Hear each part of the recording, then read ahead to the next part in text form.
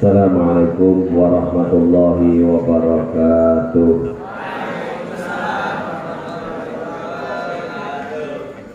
Alhamdulillahilladzi ja'ala Ramadan syahrul siyam wa syahrul Qur'an.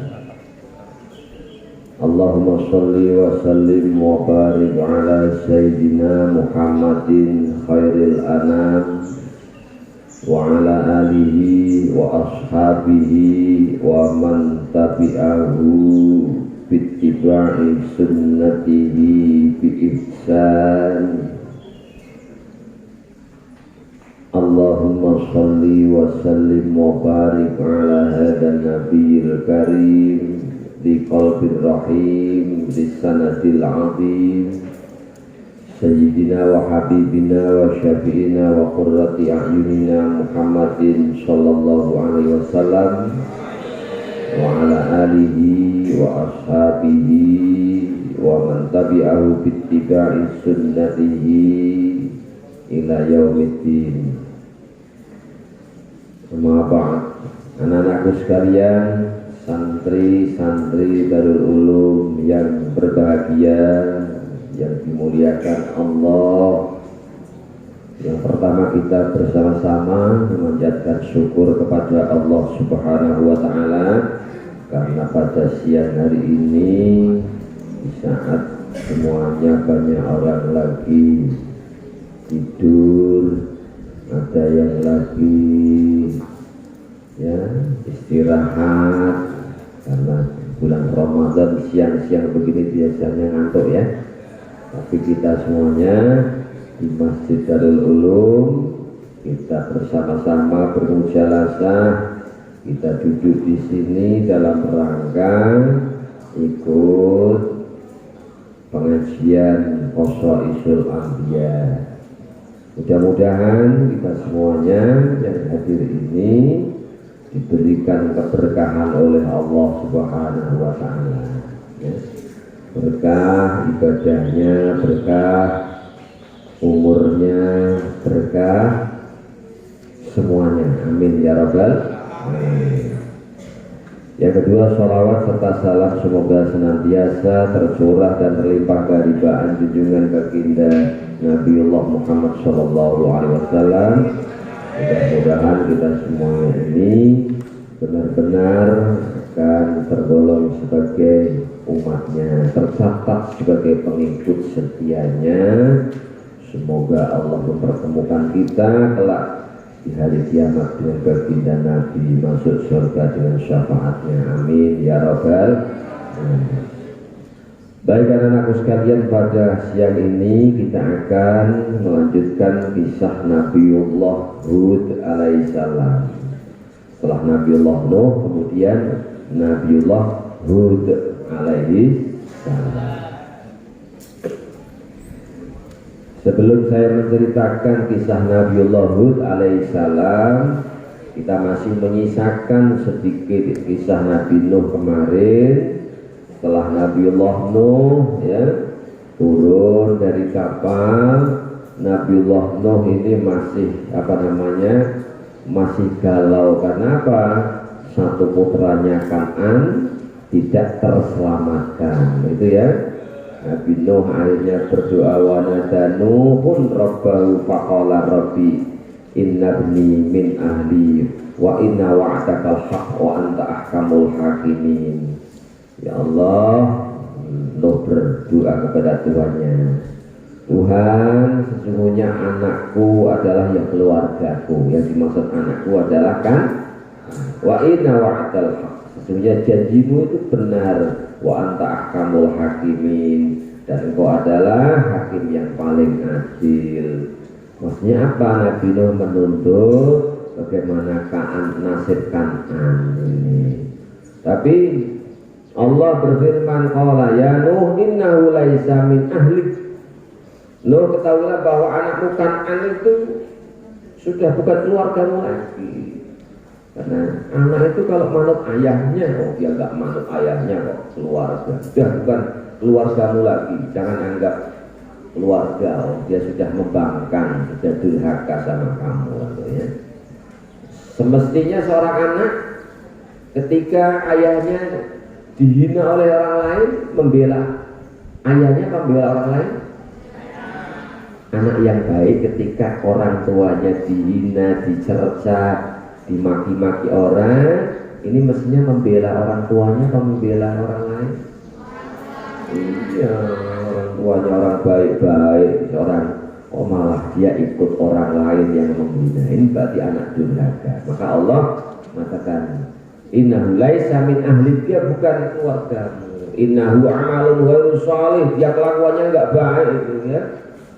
Amalnya enggak baik. Fala tas'alni ma laisa laka bi'il, inni a'iduka an takuna minal jahilin. Kamu enggak usah menuntut ya sesuatu yang kamu tidak punya dasar ilmu ya.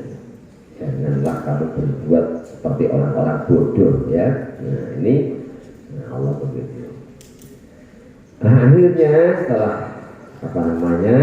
Nabi Nuh diberikan keberkahan ya. Qila ya Nuh ihbit bisalamin minna wa barakatin alaika wa la umamin mimman ma'ak.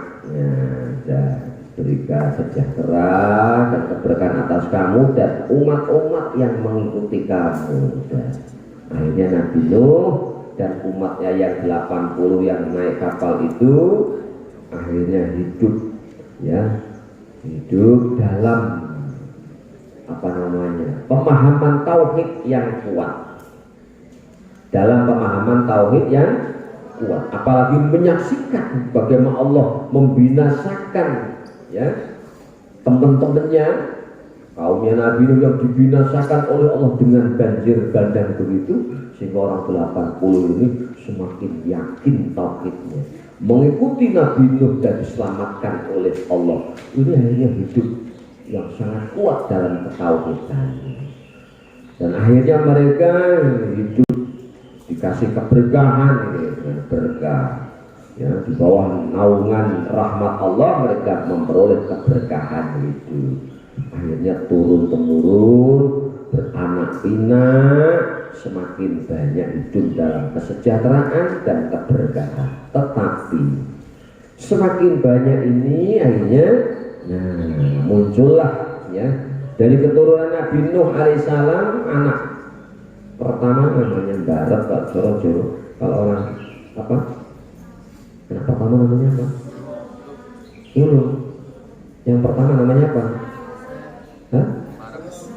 Barat itu. Suluh. Oh iya, anak pertama ya. Nah pertama namanya kemarin siapa? Sam, ada Ham, ada Jafis ya. Dari beranak pinak berketurunan. Nah dari Sam ini muncullah keturunan kaum yang namanya kaum Ad. Dari Sam ini muncullah keturunan namanya kaum Ad. Nah Sam ini punya ya namanya Iram. Di antaranya anak cucu Sam ini ada yang namanya Iram. Nah Iram ini yang nanti akan melahirkan keturunan kaum Ad namanya Iram. Di dalam Al-Quran, alam taro kaifa fa'ala rabbuka bi'ad, alam taro kaifa fa'ala rabbuka bi'ad, alam taro kaifa fa'ala rabbika bi'ad,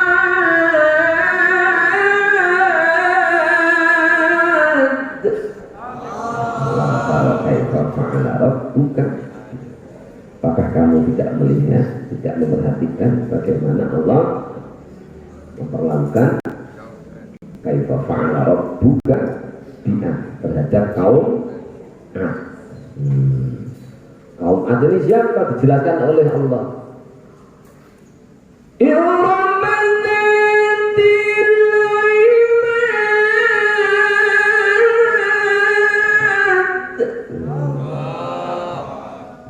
Siapa itu? Yaitu anak keturunan Iram. Iram itu siapa? Ya anak keturunan Sam. Sam anaknya Nabi Nuh.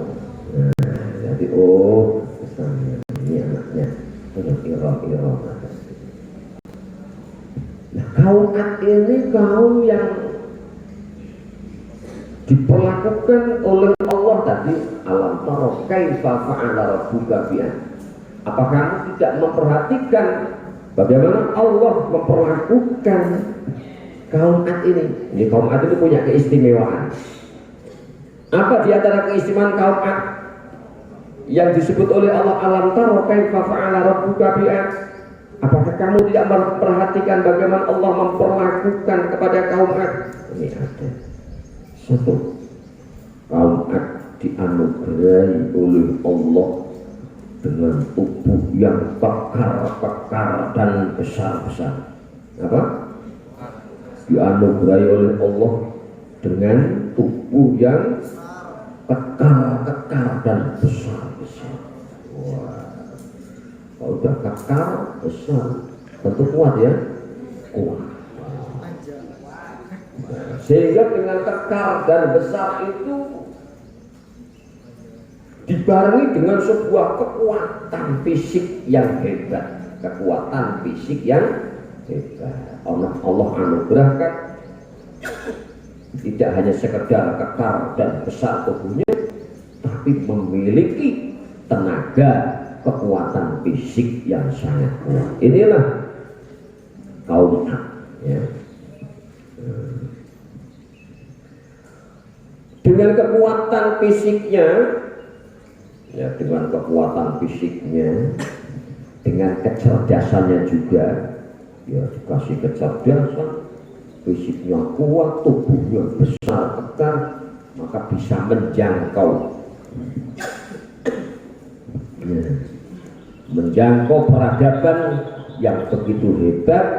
Termasuk kaum Ad ini membangun tata kota yang bagus, memiliki kemampuan membuat satu tata kota yang bagus. Mereka membuat satu peradaban sejarah yang hebat sebetulnya, ya. Apa rumah mereka? Membuat rumah dari batu. Jadi rumahnya di gunung batu. Gunung batu yang keras itu nanti dilubangi, diukir-ukir jadi rumah, dilubangi. Kalau sekarang pantas ada mesin-mesin bor, tuh nggak susah itu. Bikin rumah gunung, dibikin rumah itu. Kalau sekarang zaman teknologi, jangan dulu. Tapi model apa? Kekuatan fisiknya ini. Sehingga rumahnya di atas gunung batu yang besar ditatai, dilubangi. Jadi kamarnya di dalam, ventilasi jendela, wah, kehebatannya begitu. Ini kaum Ad, ya. Terus gunung yang besar itu dijadikan satu perkampungan. Bawahnya gunung itu, ya, wah, itu dijadikan halaman kotanya. Bayangkan. Ini peradaban kaum Ad yang begitu hebat. Kaum Ad tadi membuat sebuah peradaban yang hebat, ahli tata kota, ahli arsitektur, jadi memiliki kemampuan arsitektur yang hebat. Mereka membuat rumah di atas gunung batu, diukir, dibuat sedemikian rupa menjadi hunian yang megah dan mewah, megah dan mewah. Dengan kemegahan dan kemewahan inilah menjadikan kaum Ad sombong takabur. Ya. Tadinya anak turun Nabi Nuh ini memiliki ketauhidan yang kuat setelah dimusnahkan oleh Allah. Tapi setelah berkembang, lagi-lagi iblis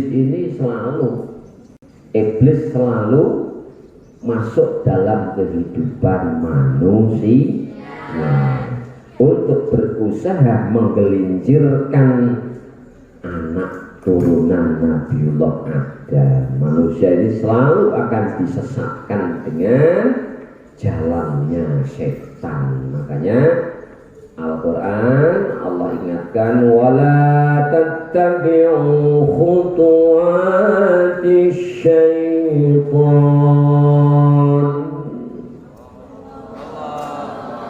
janganlah kamu mengikuti langkah-langkah setan. Setan akan terus mengikuti langkahmu. Langkah demi langkah kehidupan manusia akan diisi oleh iblis untuk menggelincirkan manusia. Makanya langkahmu step by step, langkah demi langkah, di situ ada iblis.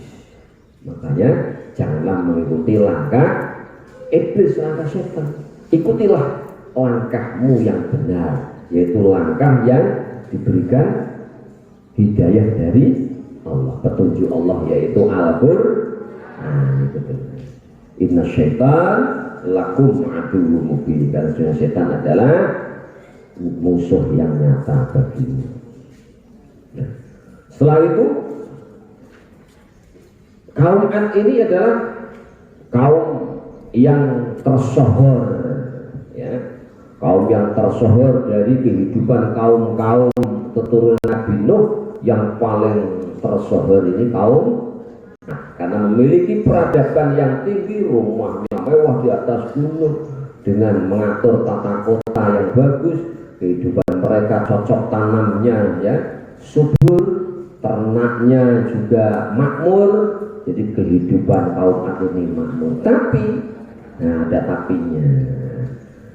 Dengan kesombongannya, dengan kemegahan dan kemewahannya, mereka lama-kelamaan menjadi kaum penentang Allah.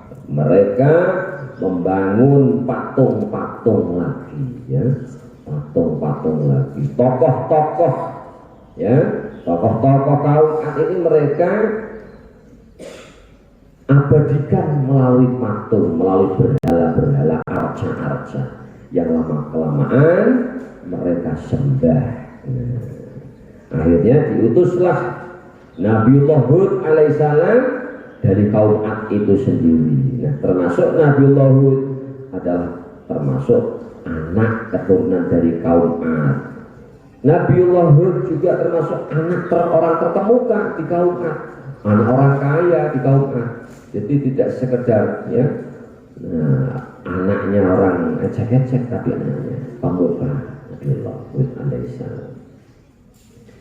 Nabiullah Hud alaihissalam diutus oleh Allah untuk mengembalikan kaum Ad ini ke jalan yang benar agar bertauhid dan beribadah hanya kepada Allah Subhanahu wa taala. Di dalam Quran surat Hud, nah, surat Hud ini Allah berfirman, nah, ini kisah Nabiullah Hud ada di Quran surat Hud, kemudian ada di Quran surat Asy-Syu'ara, ya. Asy-Syu'ara itu apa? Penyair ya, Asy-Syu'ara. Ini di surat Hud. Wa idza 'adin akhahum Hud wa ila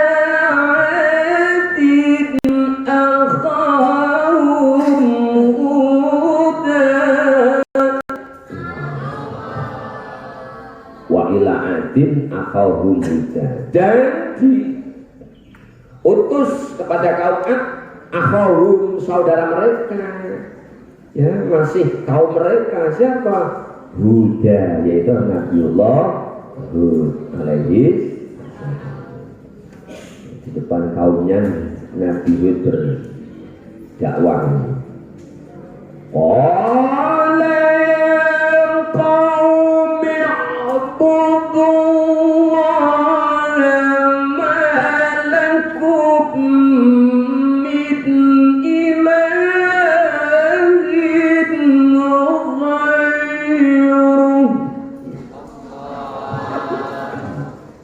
Kata Nabiullah Hud, hei kaumku, ya qaumi, ubudullah, menyembahlah kamu semuanya kepada Allah.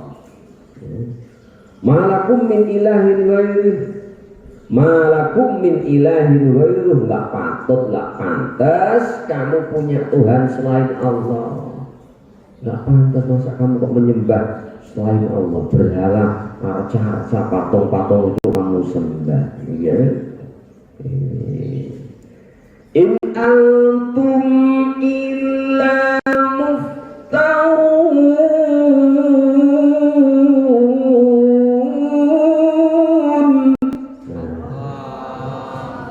Kata Nabi Allah, kamu itu aja-aja, itu mengada-adakan. Tuhan kok kayak gitu. Ya qaumi la as'alukum alaihi ajran in ajriya illa 'alal ladzi fatarani afala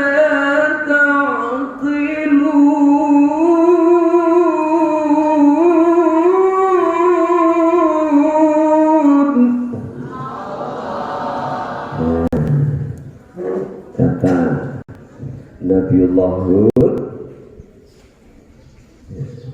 kaumku, aku enggak minta imbalan apa-apa dari kamu. Aku mengajakmu begini ini enggak minta upah, enggak minta sesuatu. Jadi saya enggak menuntut apapun dari kamu, enggak minta sesuatu. Nabi Hud begitu, ya. Ila 'alal ladzi fatarani. Saya hanya mengharapkan nanti sesuatu yang akan dikasihkan oleh Allah yang menciptakan aku, fatarani. Jadi saya nggak minta apapun dari kamu. Nanti yang ngasih Allah yang menciptakan aku. Kata Nabiullah, afala taqilun, itu kalau kamu semuanya paham dan berakal, kata Nabi Nuh. Nabi Hud alaihissalam. Terus kita lanjutkan ayatnya, nanti kisah puncak ceritanya biar kita ceritakan sekalian. Karena ketidakberadaban mereka, ya, menyembah patung-patung, berhala-berhala sebagai tandingan Allah, maka Allah tidak suka, Allah tidak rela, Allah utus Nabiullah Hud untuk menghentikan, ya, ketidakberadaban mereka, yang mereka memiliki Tuhan hanya keberadaan Tuhan yang tidak bisa berbuat apa-apa. Maka Nabiullah Hud diutus oleh Allah untuk menghentikan, ya, perilaku mereka yang begitu. Wa ya qaumi istaghfiru rabbakum thumma tubu ilayhi yursilis alaykum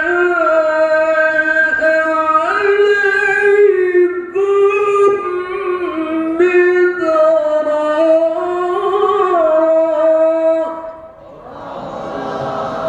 Nah, ini namanya lagunya Hijaz, lagunya Hijaz.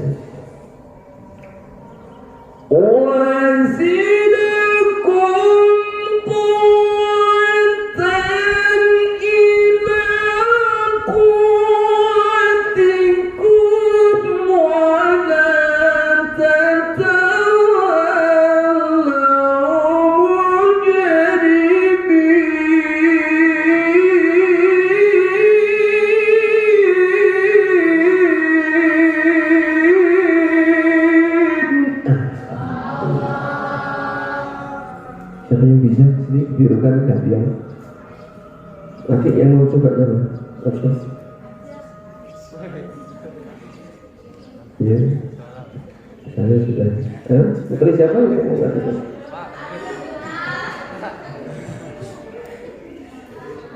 Nah, kata Nabiullah Nuh alaihissalam, ya, wahai kaumku, mohonlah ampun, mintalah ampun kamu kepada Tuhanmu dan bertaubatlah.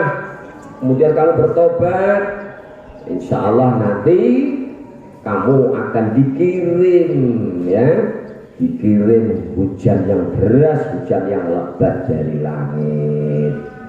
Wa yazidkum quwwatan ila quwwatikum, dan insya Allah kamu akan ditambahi kekuatanmu, kemampuanmu, tubuh fisikmu yang kuat itu akan ditambahi, diberkahi oleh Allah dengan kekuatan yang lebih lagi, kata wala tatawallaw mujrimin, ya. Yang penting kamu semua jangan berpaling menjadi pendosa, ya. Ini, ya. Ini pesannya Nabi Hud alaihi salam, ajakannya begitu. Tapi apa sambutan mereka umatnya Nabi Hud alaihissalam?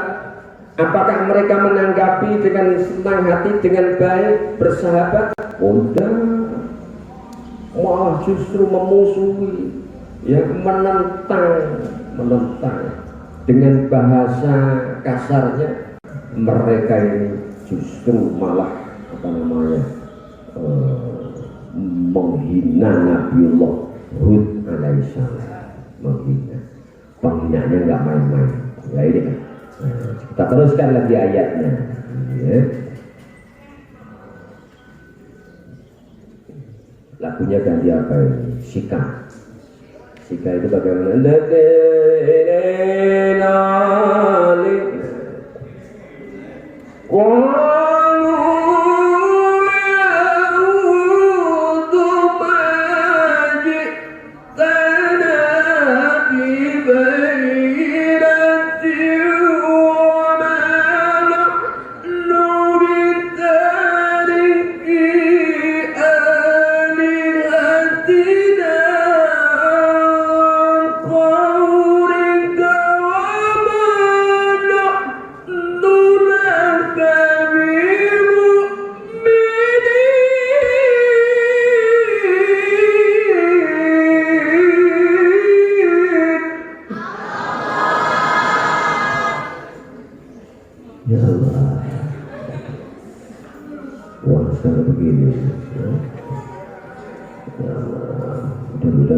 Saya ditambah oleh Allah karena membaca Al-Quran dengan tenaga berat.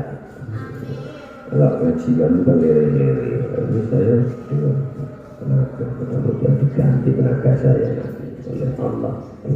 Gantinya apa? Besok semangat di surga. Allahumma ya Rabbal. Mereka mengatakan, kok saya nggak melihat itu tanda-tanda kenabianmu, kerasulanmu, aku nggak melihat pada dirimu. Kok kamu biasa-biasa itu ngaku nabi, ngaku rasul, gitu. Jadi mereka ini nggak datang kepada kami tanda-tanda bahwa kamu ini rasul, kamu nabi, itu nggak ada. Saya nggak percaya. Gitu, bahasa sini ya gitu. Wa mana lu bitariki aliyatina, ya saya nggak mau meninggalkan Tuhan kami ini, sesembahan kami berhala-berhala ini nggak mau saya tinggalkan. Oh kamu nggak mutu itu, ya. Ini mereka malah justru itu. Ahlina au qaulika wa manahnu laka bimu'minin. Pokoknya saya sama sekali tidak percaya kalau kamu ngaku rasul, kamu iman, tidak percaya. Titik, sudah itu aja, ya. Jadi intinya mereka menegaskan wa manahnu laka bimu'minin, aku nggak percaya sama sekali sama kamu. Sudah, nggak usah kalian baca, nggak usah banyak bacot lu, nggak usah banyak omong lu. Ya, gue kagak percaya. Apa lu aku nabi, aku rasul? Poin yang itu nggak percaya sama sekali. Ya ini kaumnya Nabiullah Hud alaihi salam. Ya. Akhirnya apa? Kita kisah sebelum ayat ini kita kisahkan karena sudah asal. Akhirnya Nabiullah Hud alaihi salam, seorang nabi, kalau melihat kaumnya begitu pengennya kembali ke jalan Allah. Tetapi kalau sudah mereka itu pembangkangannya sudah melampaui batas, sudah kelewatan, ya dikembalikan kepada Allah. Yang penting seorang nabi, seorang rasul, tugasnya membawa risalah, sudah menyampaikan ke kaumnya, sudah disampaikan, sudah diajak dengan baik, dengan lemah lembut, dengan tabah ulet, nggak pernah bosan, terus diajak. Tapi kalau akhirnya tidak ada solusi, nggak ada sama sekali mereka ada kebaikan sama sekali, ya baiknya apa? Nanti tunggu, ya, tunggu saat mainnya, ya. Malah menentang di ayat ini, ayatnya apa? Inna qulu illa taraka ba'lu alihatina bisu qala inni ushhidullah wa ashhadu anni bari'um mimma tusyrikun min dunihi fakiduni jami'an thumma la tunzirun.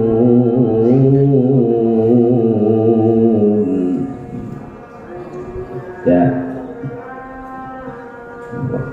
sudah asal ya, kita teruskan besok. Kita lanjutkan besok. Intinya puncaknya besok saja ya, goro-goronya besok, goro-goronya besok saja ya. Ini kita akhiri ajakannya Nabiullah Hud alaihissalam membawa risalah tauhid kepada kaumnya, namanya kaum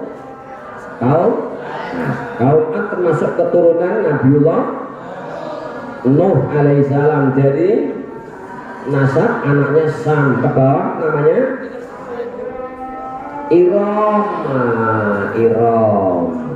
Iromadatil iman. Lah kaum Ad yang hebat, yang besar, yang kuat, punya peradaban, punya strategi, tata kota yang ini belum pernah ada kehidupan manusia seperti kaum Ad. Jadi makanya kaum Ad adalah kaum yang paling tersohor. Makanya di ayat itu Iromadatil iman, terus lanjutannya lam yuhlaq, terus lam yuhlaq mithluha fil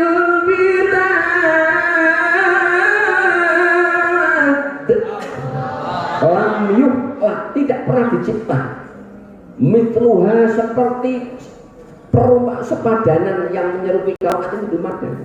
Mithluha fil bilad, di negara, di negeri-negeri manapun tidak ada sesuatu kaum yang seperti kaum Ad, punya peradaban hebat, punya fisik yang kuat, tubuh besar dan kekar. Allah belum pernah menciptakan manusia seperti kaum Ad ini. Hanya kaum Ad yang diberikan tetapi kelebihannya oleh Allah tidak disyukuri, malah dijadikan sebagai kesombongan. Nah, kelebihan yang diberikan oleh Allah, anugerah Allah ini tidak disyukuri, malah dijadikan sebagai kecongkakan, dijadikan sebagai ketakaburan, kesombongan. Mereka bermegah-megahan. Nah, bermegah-megahan itu mulai dari Nabiullah Nuh, umatnya yang namanya Ad, sampai sekarang orang punya kecenderungan suka megah-megahan. Kamu pun begitu bisa. Kalau kaya mesti pilih rumahnya yang hebat, betul? Kalau duitnya banyak mesti pilihnya mobil yang mewah, rumahnya megah, mobil mewah. Itu manusia. Jadi megah-megahan itu dimulai sejak Nabiullah siapa? Ayo ini catatan. Megah kehidupan, megah-megahan yang disebut takatur. Takatur itu megah-megahan. Itu dimulai sejak kaumnya Nabi Hud alaihissalam, yaitu kaum sampai sekarang megah-megahan tidak pernah berhenti-henti. Makanya diingatkan oleh Allah, alhaakumut takatsur hatta zurtumul maqabir. Nggak ada habisnya. Kapan habisnya? Zurtumul maqabir. Sampai kamu besok ziarah atau masuk ke liangku. Kalau saufa ta'lamun, kali-kali kamu tidak tahu. Nah, Itulah ya, itu adalah peringatan buat kita semuanya. Maka kita hidup itu nggak boleh takatur, nggak boleh megah-megah, biasa-biasa aja ya. Yang penting baju biasa, yang penting bisa untuk ibadah, rumah ya sederhana ya. Itu kalau di TV itu yang namanya Gus Baha itu ya, Gus Baha ngerti untuk kiai, punya pondok pesantren, terus pondoknya yang megah, yang mewah untuk ibadah, untuk santri, tapi rumahnya kecil. Rumahnya kecil, kok rumahnya malah gedean saya enggak ya. Rumahnya besaran saya, waktu saya enggak ya. Ini rumah saya tak kecil ini. Siapa yang mau beli rumah saya? Ya, siapa yang mau daftar? Saya tawarkan. Sebab rumah saya mau tak? Nanti uangnya saya buat pondok. Karena rumah saya terlalu besar. Saya tawarkan bangunan dan tanah kasih murah.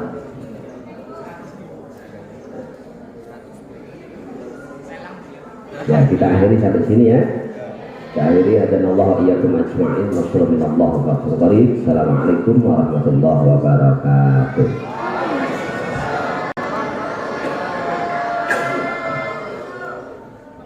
Ada yang punya ya, boleh. Kamu nanti jadi calon boleh. Ini sudah ngaji sudah selesai. Rumah saya tak jual. Yang berani 2 miliar. Rumahnya besar. Rumah saya besar sekali. Di atas tanah seluas 2.600 meter. Jadi, rumah saya bangunannya di atas tanah 2.600 meter. Jadi panjangnya dari ujung belakang ini sampai jalan raya itu. L lagi, L besar. Jadi silakan yang mau. Itu murah sekali loh, murah. Kalau seminggu yang akan datang saya ganti harganya 3 miliar.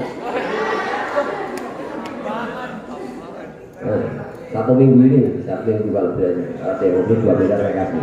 Tapi kalau seminggu yang akan datang nggak boleh, harganya nanti berubah jadi 3 miliar. Ya, ini mau digusur, doakan mau digusur, mau digusur kereta. Nah, dihitung-hitung itu ada 5,6 miliar ganti rugi. Jadi saya akan terima uang sebesar 5,6. Jadi saya bangun nanti rumah yang kecil saja. Yang besar pondok pesantrennya saja, namanya pondok pesantren Sabilal Muhtadin. Dia pondoknya namanya Sabilal Muhtadin. Alhamdulillah ketua panitianya sudah mulai bekerja. Yang jadi panitia pembangunan santri-santri saya, murid-murid saya. Yang saya ajar di sini sekarang jadi dosen. Ya. Yang saya ajar qiraah, saya dulu ngajar qiraah, saya tak ajar qiraah, saya ajar nahwu kalau sore. Nah sekarang sudah jadi dosen-dosen. Ya. Panitianya, ya, panitia pembangunan. Jadi saya nggak bangun sendiri, ya. Nanti uangnya saya kasihkan untuk membangun pondok. Saya mau begitu kecil saja, ya. Nanti di akhirat supaya nggak ditanya macam-macam, ya. Kalau terlalu megah mewah besok ditanya macam-macam sama Allah. Kok rumahmu gede banget untuk apa? Untuk uang saya nanti dihisap lama sekali. Pengen masuk surga cepat ya tidak cepat lama. Pengen cepat masuk surga? Pengen? Ya, makanya jangan menumpuk harta. Lebaran nggak usah beli baju baru ya. Ya. Padahal saya mau cari teman ini. Saya sudah Bismillah tahun ini Lebaran ini saya nggak mau beli apa-apa. Nggak mau beli sarung, nggak mau beli baju, nggak mau beli apa. Sebab sarung saya banyak, peci juga gitu, peci aja. Kemarin isi pengajian di Kerapiak, sana ada orang bisnis peci, saya dikasih. Ya. Sarung juga gitu, nanti dari kantor pajak kota, kantor pajak Pekalongan. Jadi nggak beli pun saya, kamu mau sarung? Dan saya biasanya sarung gratisan dari mana-mana. Ya. Makanya saya nggak mau beli. Kalau beli itu nanti, ya. Kalau beli nanti pertanyaannya repot bisa di akhirat ya. baju kok banyak banget, beli dari mana, uangnya dari mana, waktu soalnya nggak mau beli. Nah kalau dikasih kok baju banyak, nah saya dikasih ya Allah, saya gratis nggak beli. Lebaran nggak usah beli apa-apa ya, kamu nggak beli apa-apa ya nggak mungkin ya. Nggak beli tapi sudah pesan sama Shopee. Hah? Itu kok Shopee kok sering yang bawa kardus pesanan Shopee banyak, itu yang pesan Shopee siapa itu? Pakai ya? Anak laki-laki nggak pernah pesan Shopee ya? Oh ya pernah ya. Kalau nggak pernah beli macam-macam berarti barangnya sedikit. Kalau barangnya sedikit, hartanya sedikit, cepat masuk surga. Tapi kalau kaya lama gitu. Oke, assalamualaikum warahmatullahi wabarakatuh. Wudu sholat ya, wudu sholat sudah.